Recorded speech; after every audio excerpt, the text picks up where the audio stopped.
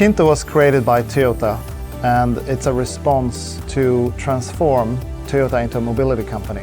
Toyota is transforming into a mobility company, and in order to address different kind of use cases and services that we need to deploy, KINTO was created as a completely separate brand next to Toyota and Lexus. In 2018, Toyota took a decision to create the separate brand KINTO. And following that year, in 2019, a team in Sweden gathered a lot of resources and start building on our plan to deploy KINTO Share.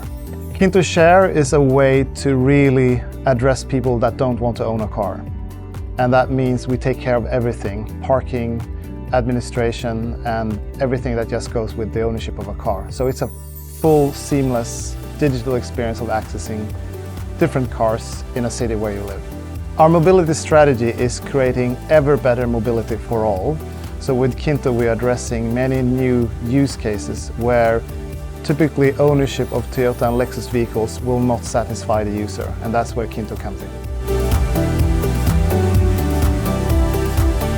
There are three main factors driving this change internally at Toyota. It's the consumers and what we see in the consumer preference and their way to interact with mobility services and mobility as in general. It's what's happening, especially in our cities, where we see that car ownership is being completely phased out. It's the third factor being the digitalization and the kind of technology that is enabling all these new opportunities. One challenge is certainly scaling, and that goes across the board of our value chain, whether it's in fleeting cars, digital marketing, or the manpower we need to manage the service in different locations. But it's all turned into a successful story as well, because we've learned so much about that and improved our way of operating the service. In the Nordic region, we have scaled KINTO to almost 1,000 units in operation across several cities. So that has made us very available, and we have a broad range of vehicles available on the platform. So that is how we mainly are differentiating ourselves compared to other markets.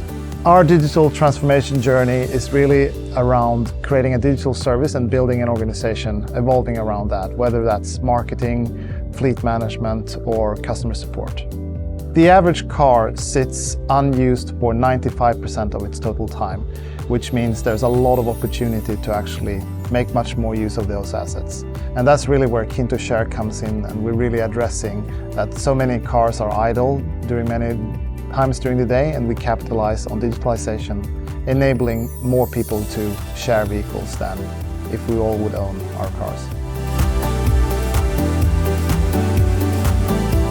What was very interesting with Ridecell was a broad approach to fleet management and digitalization, with car sharing being one of the areas, but it was the broad approach and the enterprise capability to support companies like us. Whilst we see us as a startup, we're also a very complex, large organization, and we need a partner that can address those more enterprise-like requests that we will have as a customer.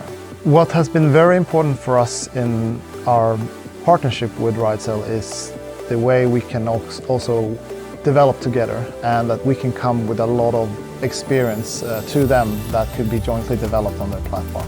And that has been very critical in these years that we've been working together to constantly improve our platform that we're working with. The Ridecell platform helped us to launch a car sharing service in Stockholm back in 2020 in just a couple of months' time of preparation.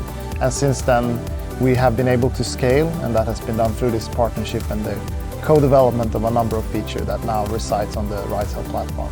Stability is really critical to build the confidence with your customers, and Ridecell's partnership and everything we've done to scale has proven that we can maintain a very stable platform, and that has been maybe our top priority towards our customers. Ridecell is a global company, and even though we operate very locally, we take the local approach very seriously. At the end of the day, we need to kind of bring things to a global level, and that's really what I'm really proud that Ridecell has proven to be a strong global partner to us.